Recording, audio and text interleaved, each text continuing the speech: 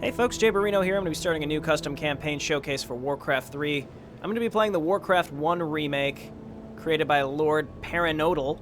Apparently, this campaign is frustratingly hard. I know that going into it. I know that already. So, I've prepared a few things, a few strategies that I think I'm going to use to deal with that. One is I'm probably going to enter each mission, use the vision sheet, and just sort of get an idea of what we're working with here. Because there are two difficulties, medium and hard. But hard, typically I'd play in medium, but hard apparently unlocks a bunch of stuff at the end, like extra maps at the end, and you get interesting little upgrades if you complete maps on hard with optional objectives. Also, the optional objectives are only available on hard. So I do want to play on hard, which means that this is just going to be really, really tough. I have a general idea with how the original Warcraft mechanics worked, and this is very true to form. So anyway, let's watch the introduction and get right into Chapter 1. A long time ago, in a land far, far away. So the map maker has mentioned hard mode should only be for people familiar with the maps, hence me going in and using the vision sheet to get an idea before each mission anyway. In the Age of Chaos, two factions battled for dominance. The Kingdom of Azeroth was a prosperous one. The humans who dwelled there turned the land into a paradise. The Knights of Stormwind and the clerics of Norsha Abbey roamed far and wide, serving the king's people with honor and justice. The well-trained armies of the king maintained a lasting peace for many generations. Then came the Orcish hordes. No one knew where these creatures came from, and none were prepared for the terror that they spawned. Their warriors wielded axe and spear with deadly proficiency, while others rode dark wolves as black as the moonless night. Unimagined were the destructive powers of their evil magics derived from the fires of the underworld.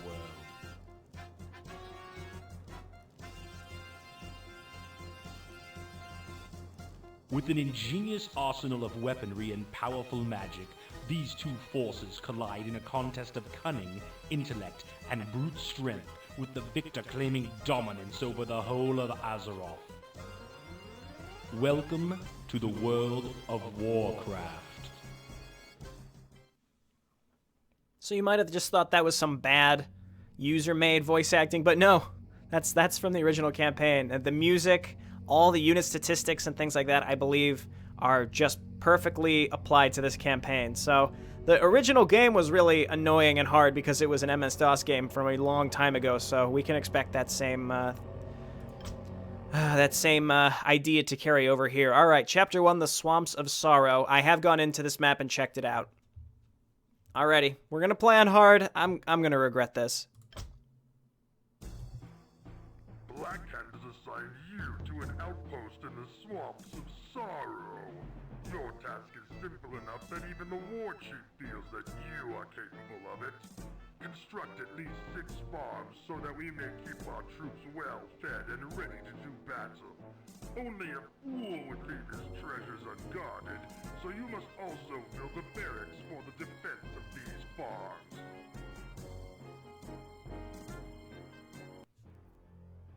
Okay, so from what I could tell, you don't get attacked this mission, but the resource management is weird in Warcraft here. So what I'm going to do, there's a gold mine right up here. So this isn't really a blind playthrough.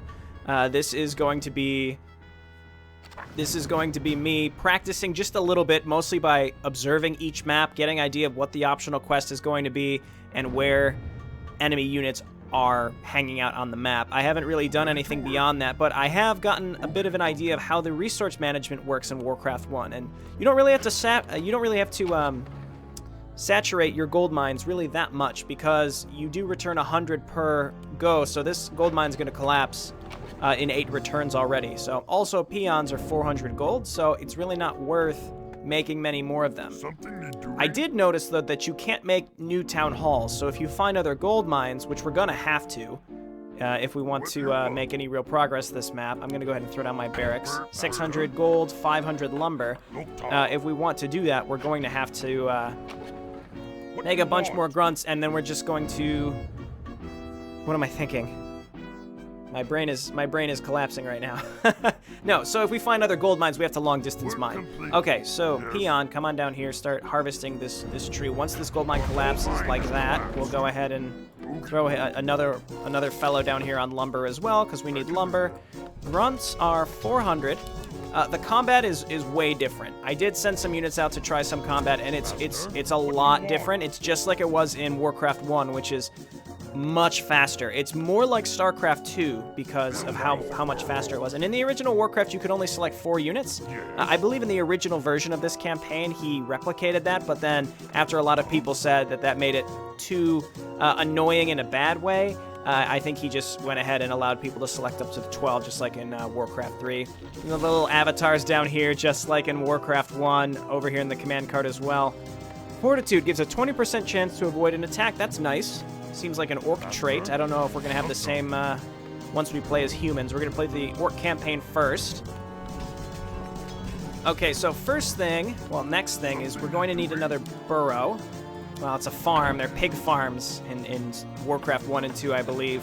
So let's go ahead and make that. As you can see, that like the macro of Warcraft 1 seems much, much different. It seems like you're going to spend a lot of time, just a lot of mindless time, harvesting resources and building supply, but then when you want to make an army, it happens very, very quickly. Like, I can just train these grunts. Look how fast that trains. Your buildings they build very quickly. Your units build very quickly. It's more just like spending a lot of time harvesting these resources, especially if to long-distance mine. And a lot of old RTS was like that as well, like the original Command & Conquer. The resource management was, it was weird in that game. You just harvested Tiberium, and you could harvest a lot of it very quickly, and then you would spend all your money, but then it's sort of like, there's no consistent income, is how I would describe it. So you could see units just attack really, really fast, and things die really, really fast. Not like normal Warcraft 3 as we're used to it. Trying to keep an eye on these. We already lost one grunt. That's okay, though, for the most part. They seem to also have some sort of evasion. Here's another gold mine, and what I'm going to do is wait for these guys to return one more round of lumber, and then we're going to have to start long-distance mining. And this is what I mean by there's going to be some really, really slow points to this campaign because we're mostly going to be sitting around waiting for resources, then we'll just pump out a bunch of units, and go and attack and take out a portion of the map. And again, I think the original Command & Conquer was very similar to that as well. And you can play newer RTSs the same way, which is you turtle up, you wait for a really long time, and when you're ready to attack, you go and attack. But in this, we're actually very restricted to that. Now, this is only the first map. I haven't played the other maps, and like I was saying, everyone was saying that this map is very hard. Not this map, but this campaign is very, very hard. So I'm probably just going to have to get in the swing of things. I'm going to wait for one round of gold return and make one more peon. I think that'll be worth it. If this gets really tedious in terms of time, I'll go ahead and just cut the video at times, because basically I want to mine out this mine and then just make a bunch of grunts and then sweep the map. We don't have to kill everything on the map, but as I was saying, that is actually the bonus objective, and the optional objectives are not there on the normal difficulty, or the medium difficulty, rather. How dare the humans come into the Swamp of Sorrows? Get your grunts, hunt the pale dogs down, and collect their hides. And I don't know what we get for doing that, but again, I just read on the forums, basically, 1, this is really hard. 2, it is still possible to beat. It's not impossible. I think maybe some people were commenting it's so hard and I don't know how to beat it. I assume that people are saying it is possible in some fashion. Now, I don't think we get attacked. I'll leave my grunts down by the gold mine because I don't want my peons to die. If they die, then it's pretty much an instant loss. We have no way to heal our units. I'd love to click on one of the human units just to get an idea of if they have similar stats or not. As you can see, only 60 health. We do 9 to 10 damage. Warcraft 3 was modified. I don't know about Warcraft 2. I've actually never played it. But Warcraft 3 is such that everything is much slower. Much, much slower. And I think it may be that way because there's a lot of spellcasters, and it also makes your heroes feel incredibly relevant when you can use them because they have even more health, and combat is in general just much slower. So, like I was saying, we're just waiting. I think I want to get like 5 or 6 grunts, and then we'll move across the map. The ultimate goal is to make how many burrows? 6 farms. So that means we're going to need a lot of gold for that as well. So we need enough grunts to actually kill everything on the map, and then we need enough gold to continue making more farms. So like I said, I used the vision cheat. I knew that this gold mine was down here. There's 2 more on the map, and this one seemed to be the least defended.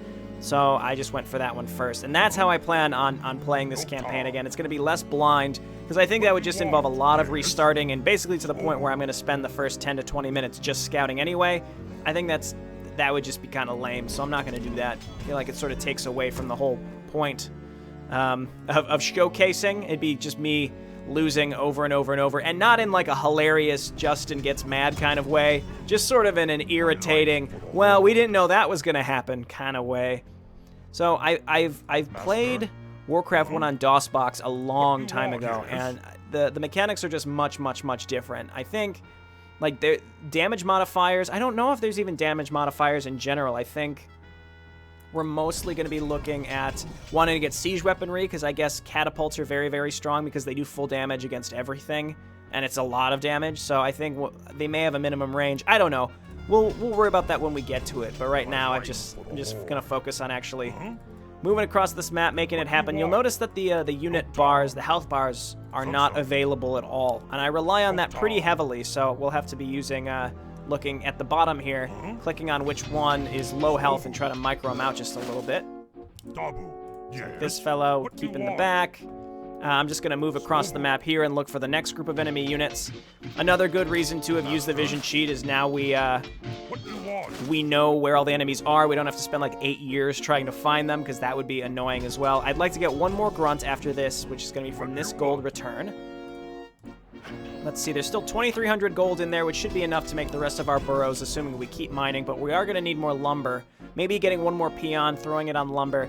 But 400 gold is literally like 1.5 minutes to 2 minutes of waiting time as our peons make this round trip to the gold mine. Anyway, if you can't tell, this is going to be a real unique and weird playthrough. If you've never played Warcraft 1, and I don't have much experience with it at all, it's going to be just very jarring. It's not like Warcraft 3 at all, but I think this is, for being a remake, this is very accurate, I think. Very well done by the map maker in making this accurate. I don't know in terms of difficulty. I still think the old game was challenging, probably just because it was old, not because of like the map making or mechanics per se. It was just because it was old and the engine was very limited. Okay, so let's just keep looking around for enemies. I don't remember where each one was, but I do know that we have to clear out the other gold mine up there and then go to the upper left. I thought that might be an enemy or something there, but that's actually just where I shift-clicked some things. Let's go ahead and get another pig farm. Actually, no. I mean, we want to just... Oh, we need more burrows. I do need another pig farm then. Or, I think they're just farms, not pig farms. Okay, we do have 6 grunts. I suppose let's move up and try to clear out the last gold mine. We can long distance mine all the way across the map if we needed to as well. This guy's gonna die. Okay, let's again see if we can clear out the last mine. And then it's just a waiting game of how long is this really gonna take to finish. Okay, check this out. Micro is... I don't even think there's that much micro, at least on this map there's not. There may be later, but right now there's definitely not. There's really not much to worry about. Everything, like I said, it's sort of like StarCraft. We don't have any spellcasters or anything, so... Okay, we cleared this out. We may need another grunt to find and kill the remaining enemy units. Okay, we destroyed that burrow. So how many? We need 5, right? Which means we're going to need 600 lumber total. So let's just wait for that return. Let's get one more grunt. We're going to need more. We're going to need a lot more, not a lot more, but we're going to need a decent amount more gold, which is just going to be us sitting around and waiting for it, unfortunately. And if all of our grunts die, we're going to have to make more grunts so that we can finish the optional objective. The optional objective, though, is implemented in a way that you really do have to strategize for it, which is pretty neat. I like that. Okay, once this fellow does one more return of lumber, then we can put him back on gold. And then the question is, do we just get more peons? Realistically, what would make this go faster? How many peons would be too many such that the amount of time it takes to return the gold makes it such it's not even worth it? It's hard to know those sorts of things. I don't know. Maybe that's just because I never played Warcraft 3, or maybe that's just an aspect of the remake. It's hard to know. Okay, I seem to have found an enemy. Let's turn around and get our healthy grunt in the front. Look at that micro by Jayborino. Get in there, buddies. Sort of blocking themselves. Now he's running away. Get in there. Please don't let there be a bunch of other enemies. He seems like maybe the only one left. Okay, well, it seems like there's more somewhere on this map. We'll find them. You only have 4 health. You gotta stay in the back. Hopefully we have enough grunts to finish the job, but it really just depends on how many are left. And I'm not afraid to use the vision cheat. Because this is from so long ago, the map design isn't, like, super beautiful or anything, and it seemed to be captured pretty well with, you know, just being old. So I think I'm not concerned using the vision cheat. You will notice, though, there's no fog of war. Once you uncover something, it's uncovered, which is awesome. Okay. Oh, we definitely have enough lumber now, so let's just go ahead and dump off what we have and make one more farm. And we're just looking for the last group of humans somewhere on this map. And if we have enough money to make our last farm before... If we have enough money to build our last farm before we find the last humans, I'm just going to use the vision cheat. Still haven't found them, though. Okay, this might be the last one. Who knows? Aha! Okay, great. No more enemies on this map. What is this going to give us? Grunts now have 30% plus life. That's actually great. All right, one of you continue harvesting. Did that apply immediately? It did. So now we have 78 life instead of 60. I assume that's going to carry over each mission. That actually seems huge. That's another thing I read too, though, is that some of the bonus objectives are so hard to complete that you probably will need to have completed the bonus objectives for to have been able to actually complete future bonus objectives. So if we didn't get the extra health on grunts, we're going to have a lot more trouble on the future maps, probably to the point of not even being able to complete the challenge of the bonus objectives. So that's what we're looking at here. I'm just preparing everybody mentally for what this is going to be like. Like I said, the majority of this map was us sitting around waiting for gold mine returns. Just very inconsistent timings of resources, which has been, you know, widely corrected on modern RTSs. But we're going to have to figure out how to deal with that and change our playstyle significantly for this campaign. Alrighty. Work complete. Done. Done? It's not 6, is it? No, oh, it's 6. Ah! Alright, let's send one fellow down here. And once again, just waiting for money. Oh, I don't have enough lumber. Okay, Yes. well, I was wrong. I'm sure people realized that. They realized that a while back. So what do we need? 500, 300? You know what? I'm not making a cut. We're going to sit here and wait so you can understand the tedium here. If we do this in the future, for future maps, I'll probably make cuts, but I just want you to understand what sort of bullshit we're going to be sitting through here. And this is old games. That's what this is. Just a big banner here over this series. Old games. Showcased. But again, well done by the map maker for properly capturing how annoying this could be. I assume there was no bonus objective in the original game to get extra health on your grunts, so that actually added to the mission time, and that we used gold to make probably 7 or 8 grunts, which adds up. That's, you know, 3,200 gold. We might not have even had to go and take another gold mine. I don't know how much was in that first one, so that might just be complete bullshit. All right, one more return from both of these sets of harvesters. Are doing like 300. We only need 300. Fine. You know, we'll let him. Yes. We'll let him finish his harvesting. Be happy to. Let's see if we can get back to an even number of lumber. How much do we need? 425. What is it? He must get 5 per swing. Has collapsed. It must be 5 per swing. Wow, there was just enough gold in there too. Oh, that would have been so annoying, because we would have had to have shifted to the other gold mine. I assume in the future missions that we, just given the way that the command card is set up, there's no town hall in the upper left space. So that might mean that we just can't make town halls, which means we're going to be doing this long distance mining in every iteration. Okay, well, I don't want to get too negative, but as you can see, this is time consuming in a weird way. But again, we'll have to change our play style significantly to make this work. Alrighty, survival instinct done. Sweet deal. Okay, maybe there'll be interludes, maybe there won't be, but we'll quit and just check for them in the future. Either way. All right, Chapter 2, Defending the Border, we will do next time. Thank you so much for watching, everyone, and I'll see you then. Bye now.